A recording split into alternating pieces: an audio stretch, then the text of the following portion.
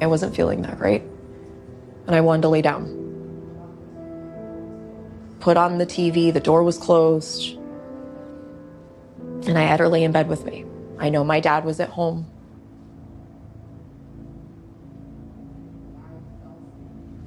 But I fell asleep and was asleep for a while. And I was awoken by him shaking me and asking me where Kaylee was, which didn't make sense because I looked next to me and that's where she was. TV was still on. She would never even leave my room without telling me, even if she had to go to the bathroom. She'd never just leave me there. She knew she wasn't allowed to just be in the house by herself. And I immediately start looking around the house. Her room, what used to be my brother's room, in the bathroom, my parents' room, the garage. I go outside and I'm looking to see where she could be. She's not in her playhouse. Where is she? Why is she not here? Didn't make sense. Still doesn't make sense. She'd never done that before. Why that day? Did you look inside the pool? Didn't have to. By the time I came back around from the left side of the house, I came back around towards the front porch. She's standing there with her. She's soaking wet.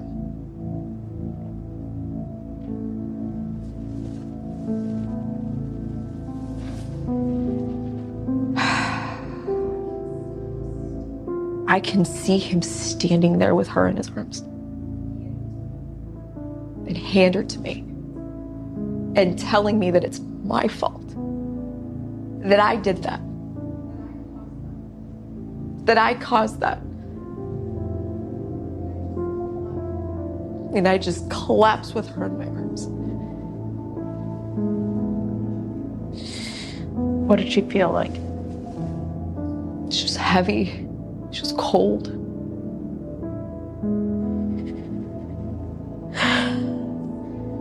As I'm sitting there with her on my lap, just hysterical. Just staring at her, not knowing what to do. He takes her from me and he immediately softens his tone and tells me it's gonna be okay. That she was going to be okay. That's what he said to me. I wanted to believe him because I wanted her to be okay.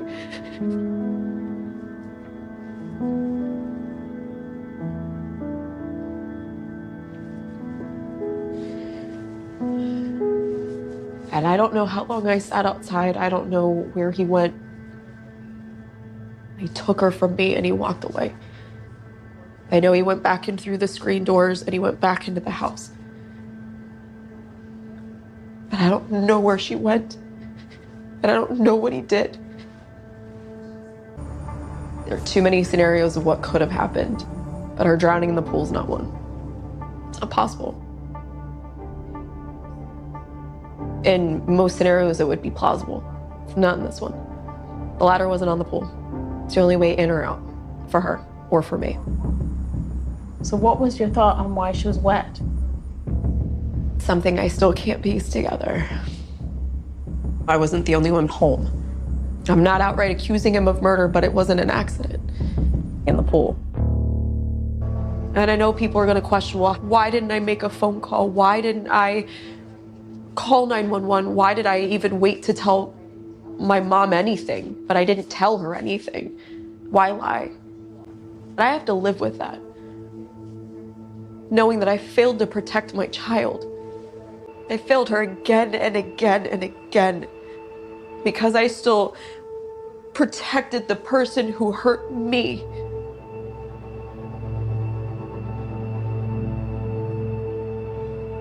It was like I was brainwashed.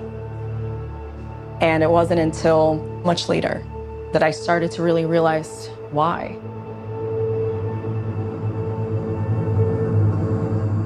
In one of the interviews, Casey shared with me that her dad had abused her. Everything made sense in that moment. I understood her.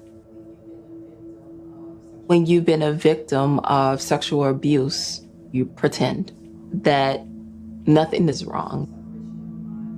It's the separation of the mind from the actions, right? That's how Casey can show up as if she had no troubles in the world during her 31 days, where she's lost her baby, Kaylee. That was part of the main instruction from my dad, was just to be as normal as possible. I couldn't show that there was anything going on to anyone else. All of the photos that people see of me out during those 31 days, I wasn't out partying. You don't see drinks in my hand. I was there actually working. I was there helping Tony promote. But you weren't going through the cycles of grief. No. During the 31 days, I genuinely believed that Kaylee was still alive. My father kept telling me she was okay. I just had to keep following his instructions. People also don't know when you're crying in a bathroom, alone, trying to pull yourself together. You can never see behind closed doors unless someone chooses to let you in. I was in contact with my father daily, but whether or not I saw him at the house or we talked on the phone, check my cell phone records. The phone records, my phone pings had me calling Hope Spring Drive again and again and again when my mom was at work. And what were you saying to him? I just wanted answers. When am I going to see her? How much longer are we going to keep doing this? Is she okay? That I remember. And what would he say? He would tell me she was fine. Just keep doing what I'm telling you to do. You guys will be reunited soon. Did he describe where Kaylee was or what she was doing? No. Wouldn't tell me anything. I would ask if he knew where she was, and he would just tell me she was safe. When you're physically afraid of another human being,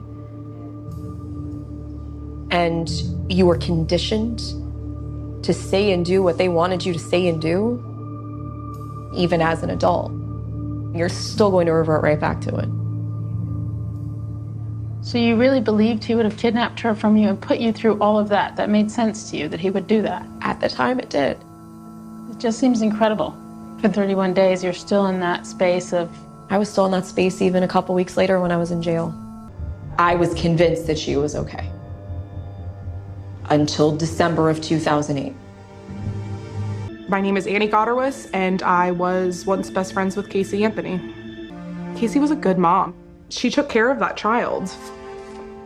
She loved that baby. She was always focused on Kaylee.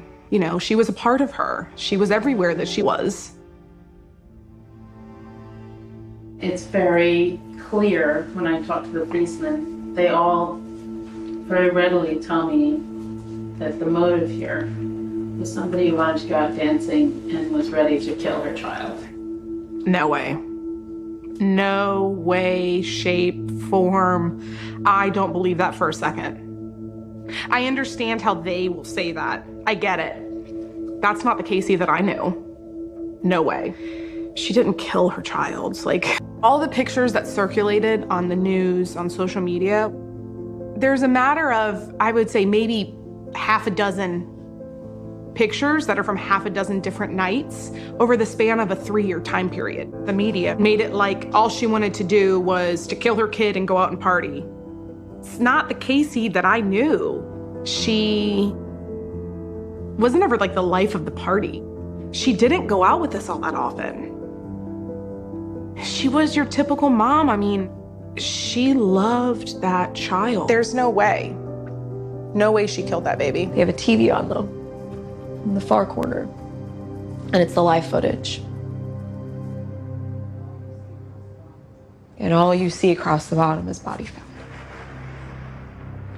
And I'm listening to them start to say, a bag full of little bones may just be the remains of 3-year-old Kaylee Anthony. And I lose it. Couldn't breathe.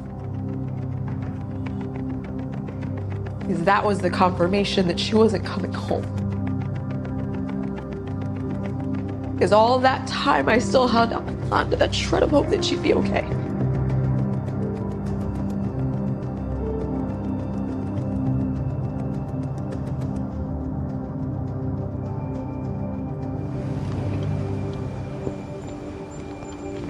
I'm never going to have full closure.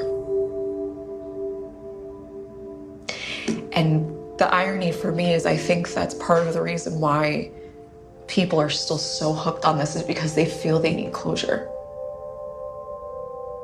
It's like watching these reality shows or watching a movie and you feel like you need to have this ending, but if it's not the ending that you want, are you ever going to have that sense of closure? It's hard because 1,000 questions go through my head. I'm responsible for answering everyone in the world's questions about her, about what happened. I still don't know. What happened to Kaylee? I know what I'm afraid of. Do you remember the internet searches? At 2:49, whilst Casey's cell phone is pinging a tower nearest the home, the Anthony's family desktop computer is activated by someone using Casey's password-protected account. At 2:51, someone does a search for foolproof suffocation, clicking on several pro-suicide websites. Right. Wasn't me. I can tell you that. Everyone had each other's passwords because it was a family computer. But I didn't make those searches. Do you think it's possible your dad did that 2:51 p.m. search if he was at work at 3? Where he worked and where our house was located was less than 10 minutes. There was enough time for him to have been home, still made those searches, and then left for work. At 3:02, we have George using his cell to call the house landline. Okay. But where was his phone pinging at that point? Was it pinging at work or was it pinging closer to the house? We don't know because we don't have George's cell phone records. That's also part of the problem. We don't have George's cell phone records. I was like, why did we not get George's phone? And I don't know if they subpoenaed them, but I sure would have loved to have had them. When did he leave the house? You know, did he go around the corner where the body was dumped? What time? When did he get to work? I mean, I don't know. I don't know why they either didn't have him or didn't turn him over to us because I don't know. I just don't know. I remember my father said something during the course of my case. I don't remember if it was in an interview or who he said it to. I'm pretty sure it was actually public. But he said he used to love the sweet smell of Kaylee's sweat. Casey, he said that at Kaylee's funeral. Was it really? Of course he did. Of course he did. What better way to memorialize your granddaughter than to tell the world that you were abusing her too? I'm gonna need a minute. I need a minute, sorry.